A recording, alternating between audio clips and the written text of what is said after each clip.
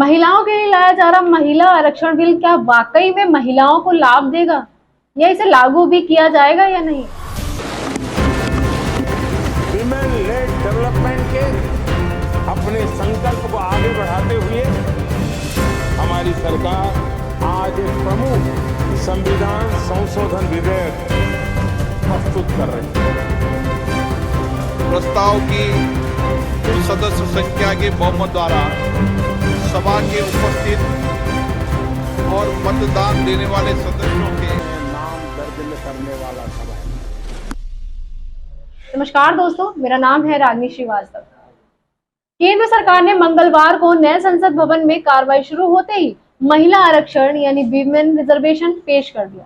इससे पहले सोमवार को मोदी कैबिनेट ने इस विधेयक को मंजूरी दी थी। उम्मीद जताई जा रही थी कि सरकार इस बिल को पास करा लेगी। लगभग 27 साल से लंबित पड़े इस बिल को सत्ता पक्ष से लेकर विपक्षी दलों तक पारित करने की मांग कर रहे थे। सरकार ने इसका मुद्दा उठाया,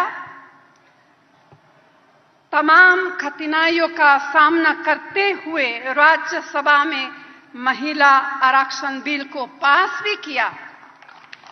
दुर्भाग्य से कुछ राजनीतिक दलों के कारण लोकसभा में वह पास नहीं हो पाया, लेकिन आज जैसे कि हमारे यहाँ शोभा जी और हमारी बहनों ने कहा, आज हम विपक्ष में हैं, लेकिन कांग्रेस महिला आरक्षण के अपने संकल्प से पीछे नहीं हटेगी और इस एनडीए सरकार पर पूरा दबाव बनाएंगे कि वह जल्दी से जल्दी ही इस विधेयक को पारित। अगर महिला आरक्षण बिल पारित हो जाता है तो महिलाओं के लिए क्या फायदे होंगे, कितनी सीटें होंगी, इस बारे में तफ्तीश से और महिलाओं के लिए 33% आरक्षण का बिल भी आया है। मैं महिला हूँ और मैं इस बिल का समर्थन करती हूँ, लेकिन हम चाहते हैं कि जो आखिरी पंक्ति में खड़ी हुई महिला है उसको भी उसका हक मिलना चाहिए।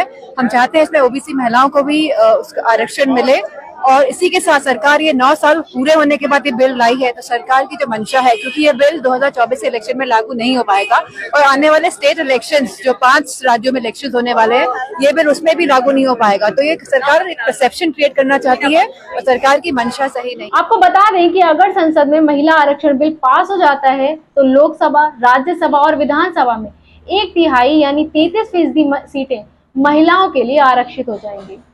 महिला आरक्षण विधेयक के अनुसार 33% कोटा के अंदर अनुसूचित जाति, अनुसूचित जनजाति और इग्नो इंडियन की महिलाओं के लिए 1/3 सीटें आरक्षित होंगी। इन आरक्षित सीटों को राज्यों और केंद्र सरकार प्रदेशों में अलग अलग क्षेत्रों में रोटेशन प्रणाली से आवंटित किया जा सकता है। इस संशोधन अधिनियम के लागू होने के 15 साल बाद महिलाओं के लिए सीटों का आरक्षण खत्म हो जाएगा। 27 साल से बिल पेंडिंग क्यों पड़ा?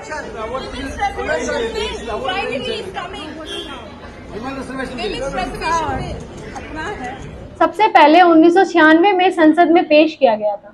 गीता मुखर्जी की अध्यक्षता में एक ज्वाइंट पार्लियामेंट्री कमेटी में इस बिल की जांच की गई थी और 7 सिफारिशें की गई थी। इसके बाद 1998, 1999 और 2008 में विधेयक को पेश किया गया। 2008 में कमेटी की 7 सिफारिशों में से 5 को विधेयक में शामिल कर लिया गया था। इस मुद्दे पर आखिरी बार 2010 में कदम उठाया गया था, लेकिन कुछ सांसदों के विरोध के चलते यह बिल लोकसभा में पारित नहीं हो सका। वर्तमान में कितनी है महिलाएं और कितनों की भागीदारी है? आंकड़ों के मुताबिक वर्तमान में 78 महिलाओं को लोकसभा सांसद हैं, जो कुल संख्या 543 के 15% से भी कम है, जबकि 246 राज्यसभा सीटों में महिला सांसदों की कुल संख्या 25 है, जो करीब 14% है। इसके अलावा राज्यों की विधानसभाओं में महिलाओं का प्रतिनिधित्व 10% से भी कम है। इनमें महाराष्ट्र, मध्य प्रदेश, आंध्र प्रदेश, अरुणाचल प्रदेश, असम, मणिपुर, मेघालय, सिक्किम, त्रिपुरा, पांडुचेरी, उड़ीसा, तमिलनाडु, तेलंगाना, कर्नाटक, गुजरात, गोवा और केरल भी शामिल है। आरक्षण के बाद किस राज्य में कितनी सीटें होंगी आरक्षित? अगर महिला आरक्षण बिल संसद में पास हो जाता है और इसे लागू कर दिया जाता है तो 33% महिलाओं की भागीदारी होगी। लगभग लोकसभा में 545 सीटों में से करीब 180 सीटें महिलाओं के लिए आरक्षित होंगी, जबकि राज्यसभा में 246 सीटों में 82 पर ही महिलाओं की भागीदारी होगी। चलिए राज्यों के हिसाब से लोकसभा की सीट बंटवारे आंकड़े समझते हैं। मध्य प्रदेश में कुल लोकसभा सीट 25 है, जिसमें महिलाओं के लिए 8 सीटें होंगी। उत्तर प्रदेश में 80 सीटों पर 27 महिलाओं के लिए रिजर्व होंगी। असम में 14 सीटों से महिलाएं 5 सीटों पर होंगी। बिहार में 40 सीटों से 14 सीटें जो है वो महिलाओं के लिए रिजर्व होंगी। छत्तीसगढ़ में 11 सीटों पर 4 महिलाएं होंगी, तो वहीं गुजरात में 26 सीटों से 9 पर महिलाओं का कब्जा होगा। हरियाणा में 10 सीटों के लिहाज से 4 पर महिलाओं का कब्जा होगा।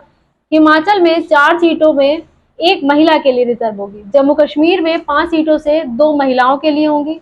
झारखंड में 16 सीटों से 5 पर महिलाओं का कब्जा रहेगा। वहीं कर्नाटक में 28 सीटों से 9 महिलाओं के लिए होंगी। केरल में 20 सीटों से 7 सीटें महिलाओं के लिए रिजर्व कर दी जाएंगी।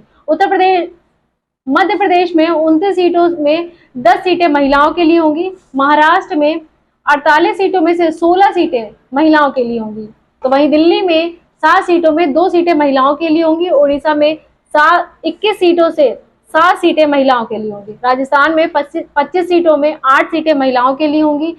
पंजाब में 13 सीटों में 4 सीटें महिलाओं के लिए होंगी। तमिलनाडु में 39 सीटों में से 13 सीटें महिलाओं के लिए होंगी।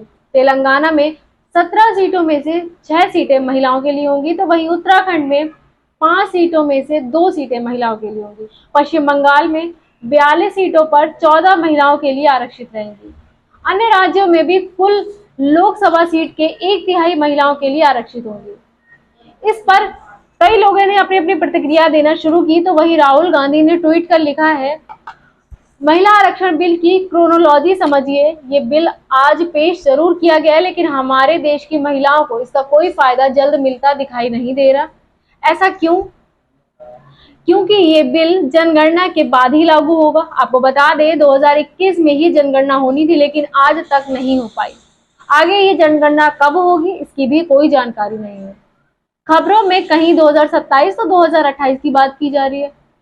इस जनगणना के बाद ही परिसीमन या निर्वाचन क्षेत्रों का पुनर्निर्माण होगा, तब जाकर महिला आरक्षण बिल लागू हो सकेगा। मतलब पीएम मोदी ने चुनाव से पहले एक और जुमला फेंका है, और ये जुमला अब तक का सबसे बड़ा जुमला है। मोदी सरकार ने हमारे देश की महिलाओं के साथ विश्वासघात किया है, उनकी उम्मीदों को तोड़ा है। तो ऐसे कई सारे ट्वीट आए हैं और लोगों की इस पर क्रिया और प्रतिक्रिया आना शुरू हो गई। आप इस बारे में क्या सोचते हैं, हमें कमेंट सेक्शन में जरूर बताएं। धन्यवाद। So that bill has been there for more than a quarter century. So as a Congress leader, what is your thoughts on it and how are you going to deal with it? That's my first question. The second question is, in India, it's very hard for a woman as a safety issue. So what are we going to, offer our next generation of the girls in India? Thank you. So on the women's reservation bill, we are committed to that. We wanted to pass it in the last government, but some of our allies were not too happy with it, and they didn't give us the support for that bill. But I'm confident when we come to power, we'll pass that bill. If we empower women, if we involve women in the political system, if we give women space in the governance of the country, if we give women space in the businesses of the country, we will automatically make them safer.